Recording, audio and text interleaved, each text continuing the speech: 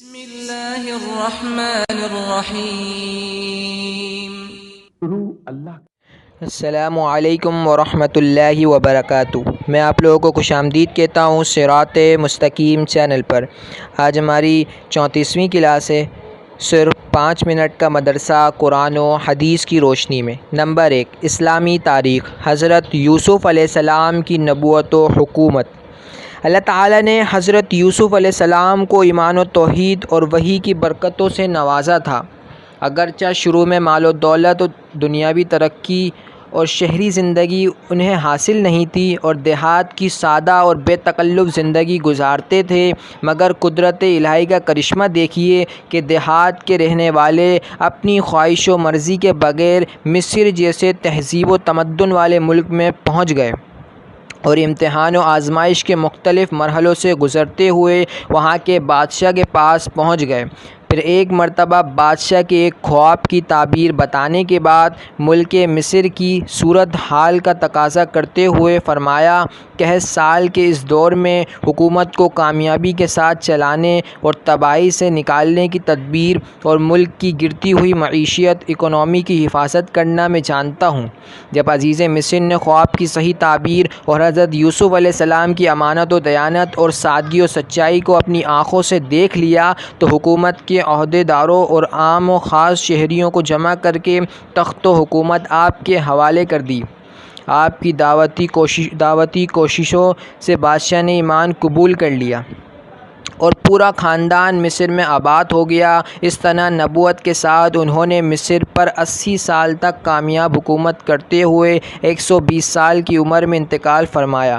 Number 2، حضور صلی اللہ علیہ وسلم کا معجزہ، سوکھے تھن کا دودھ سے بھر جانا۔ حضرت مہد رضی اللہ تعالی عنہا فرماتی ہیں کہ ہجرت کے سفر کے دوران رسول اللہ صلی اللہ علیہ وسلم کا گزر میرے پاس سے ہوا۔ آپ صلی اللہ علیہ وسلم کا سامان ختم ہو چکا تھا، میرے پاس بھی کچھ نہیں تھا، البتہ ایک کمزور سی بکری تھی۔ آپ صلی اللہ علیہ وسلم کی نظر اس بکری پر پڑی تو آپ صلی اللہ علیہ وسلم نے فرمایا، کیا تم اجازت دیتی ہو کہ میں اس کو دھو لوں؟ میں نے عرض کیا، ٹھیک ہے۔ بس آپ صلی اللہ علیہ وسلم کا اس بکری کے تھن پر ہاتھ پھیرنا ہی تھا کہ وہ دودھ سے بھر گیا اور بہنے لگا۔ تمام لوگوں نے خوب پیا۔ حضرت مہد رضی اللہ تعالی عنہ گھر آئے تو دودھ دیکھ کر پوچھا، مہد یہ کیا ہے؟ میں یعنی مہد نے جواب دیا، ہمارے پاس سے ایک بہت ہی بابرکت آدمی کا گزر ہوا ہے، یہ خیر و برکت اسی کی وجہ سے ہے۔ نمبر 3، ایک فرض کے بارے میں، اولاد کی میراث میں ماں باپ کا حصہ۔ قرآن میں اللہ تعالیٰ فرماتا ہے، ماں باپ میں سے ہر ایک کے لیے میت کے چھوڑے ہوئے مال میں چھٹا حصہ ہے۔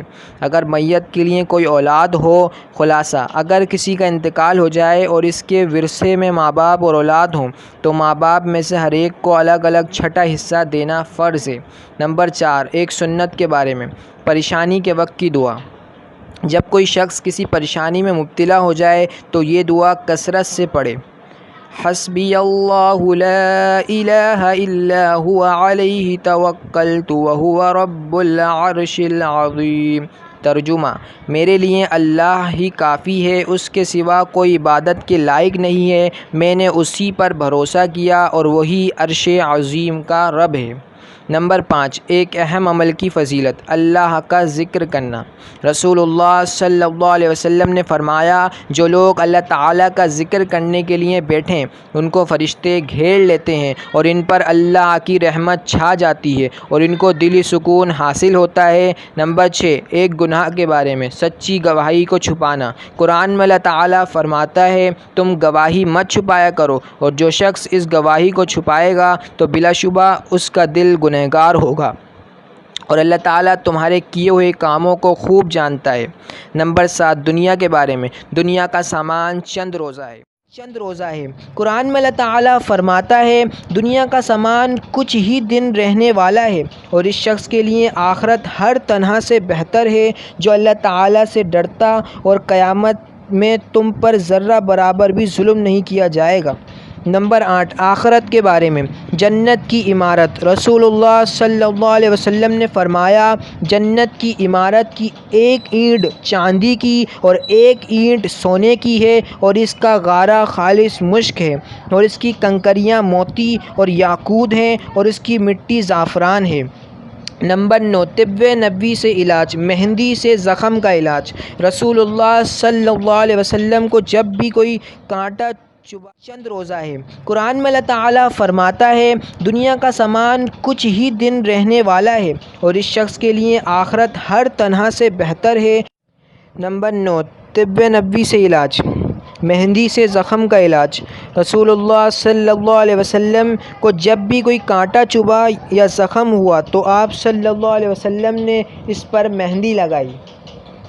فائدہ: مہندی جراثیم کو ختم کرتی ہے، جلن اور سوجن کو دور کرتی ہے، نیز اس میں دوسرے بھی بہت سے فوائد ہیں۔